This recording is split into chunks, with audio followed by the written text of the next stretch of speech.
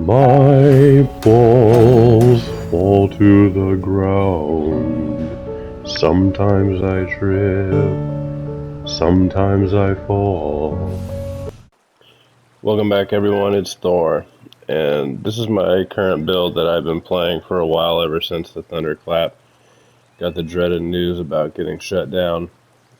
This is the one I used in my last Outnumbered video, and honestly it's probably the best build I've ever had. Like, it kind of just shits on all the other ones I had. Probably a bunch of meta stuff in here, but when you're playing solo, you need every little bit of advantage that you can get. This is the Deadric Assassin setup. Before we get into the gear and everything, just want to let you guys know, probably won't load a video for about another week or two at the latest, just because I've been on that Diablo 2 grind. It's been good to take a break from ESO for a little bit while everything is fucking all shitty. With the new fucking assets. And another thing I wanted to mention is that there are a few things you can tweak on this build. So there are a couple things that are like the bread and butter of it, but if you don't have some pieces, or if you want to make some adjustments for your playstyle, then I will give you some suggestions. So let's get right into the build. Beitran Perfected Greatsword. This one is sharpened, but a Nirnha one is probably a bit better right now. Resistances aren't super high at the moment. A lot of people are actually running gear in their respective weights and traits now, and with medium and light and heavy just fucking getting changed all the time, more people are in light and medium right now. So penetration is not king. Damage raw stat is. We're going to be running a crush weapon damage enchant in there, and you can change this out for something else. We'll get back to that. Deadric Trickery Bow. We are backbarring this set as it is just too good. It gives all the major buffs that StamSorc does not have access to whatsoever, aside from the major expedition, and that's only and if you are using a bow or evasion from elude. Y'all know what that does. Don't, you can read it.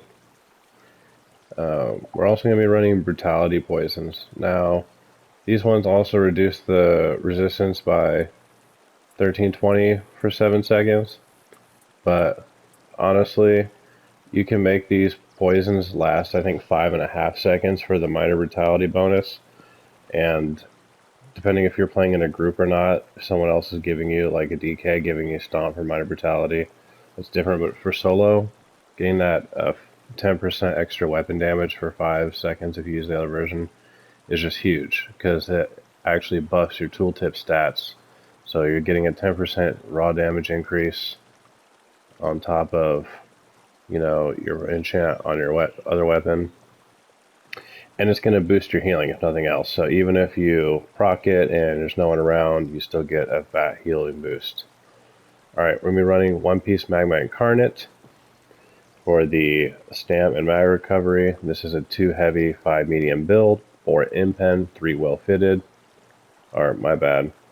It's going to be a reinforced chest, impen heads, well fitted shoulder, impen, well fitted, impen, well fitted. 3 Hikai Joes, tri-staff glyphs on the big pieces and stam on the small. Pretty standard stuff. And then the other set we are running is Deadlands Assassin. It gives damage, stam damage, just a lot of damage. With the brutality poisons and the weapon enchant and all the other passives, you'll be rocking well over 6k damage, like easy, not even having to work for it. But this gives you a little bit of upfront burst, but if they have 50% less health, it will apply a fat bleed to them. It only occurs once every 15 seconds, which is fine because you end up spending 14 seconds running around and 1 second damaging anyway. And with the new changes, they're making it to where each damaging proc that you have on there has a 1 second delay before detonating. So if you have Beitran and you have Deadlands Assassin, before in the one-shot build, they would proc simultaneously to do the most damage possible. But you're still going to be able to use this just fine, and here's why. Whenever you D-swing somebody, and you do that at heavy weave right there, you proc the set during that weave. All right, so right here, boom, at went, and then 1 second goes by, and your other set goes off. So while the target is stunned on the ground, the other set is still going to go off during that stun, and they'll still take the bleed if they're under 50%. So it's still going to nuke people down pretty good. That's why I'm going to run it, and unless something else better comes out in the future, I'm going to stick with that set for now, or if it doesn't line up as I thought it would with the second delay. But, and there is the Deadric Trickery Jewelry and the Ring of the Wild Hunt, all infused. I went with 2 weapon damage and 1 stam recovery. The build has plenty enough stam recovery as it is, like 2300, pop a pot, 20, almost 3k stamina recovery on the build. You can take that off for more damage if you want, but again, playing solo, I just want to be so greedy on the recoveries. You can leave that, if you want, you can leave that infused stam, and you can change that as monster setup for damage. And of course, you know, maximum speed. Now, if you don't have Wild Hunt, or if you don't think you need more speed, then another good setup you can do is you can run the Malakast Band of Brutality and change out Camo Hunter for Bound Armaments. This will give you extra health, and max stamina will increase your health to over 30k on this build, and over 30k stamina. So stats are really good, especially for a fine medium build. And the other alternative set, if I'm playing in Battlegrounds, I actually prefer to just run all my Deadric Trickery Jewelry and change out the Deadlands Assassin Shoulder, or you put the Deadlands Jewelry on for 2-piece Magma Incarnate, which is just really great, because anytime you heal yourself with a single target ability, which it's always going to proc on you initially, you're going to get the bonuses, the Minor Courage and the Minor Resolve, so you'll get an extra 215 weapon and spell damage and 3k armor. So it's really good, just really good, and it gives it to other teammates, i.e. another reason why I think it's a good set to run in Battlegrounds if that is where you want to play this build. And with having almost 3k recovery, you're not going to run out. If you're playing in Battlegrounds, then you definitely want to go for that 1 line of extra stam recovery. If you're playing an Icy or Cyrodiil, you can probably get away with 3 damage. I have 2 pieces of jewelry with 1 with each enchant, so I just change it out depending on what I plan on doing with the build. Alright, so that's the gear. We kind of went over the stats a little bit. If you're not running Bound Armaments, then you're going to have just shy of 30k health, which is still really good. 28k stam, the recovery, the weapon damage. Get a cool little hit this butt head, and we can actually proc that poison.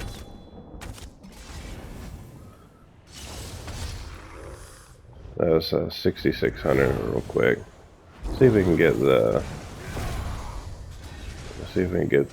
poison to proc again. Okay. 6800 with the poisons up, and if I had the other weapon damage one on there instead of the recovery, you have over 7,000 weapon damage, so you will just smack nice and hard, my friends. Onto the skills real quick. This is like a stock StamSorc setup. Crystal Weapon, Camo Hunter. Camo is really good, and I run it instead of the Bound Armaments in most cases, just because there's so many Night Blades, and they fix Camo Hunter and it works really well, and it gives you extra damage and major savagery.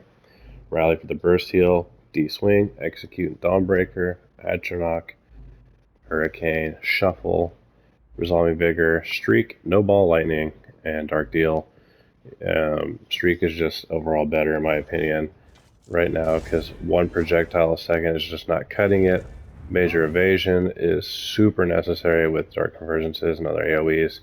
So Ball lightning used to give you the snare removal, but this works out just fine. So now we have our major evasion and our snare removal and some extra damage. You can always go crystal weapon, light streak, and you get some extra damage on them anyhow that way. That's the skills. I am an orc, always will be on StamSorc. 17 points into health, 47 stam, Serpent Mundus, takeaway broth, try pots on the potion slots or removables. And the CP will do this really quick. We have Mastered Arms, Biting Aura, Ironclad, Duelist Rebuff.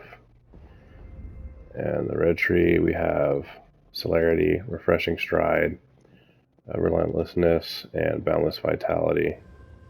And the green, Steve's Blessing, Gifted Rider, Liquid Sauce, and Rationer.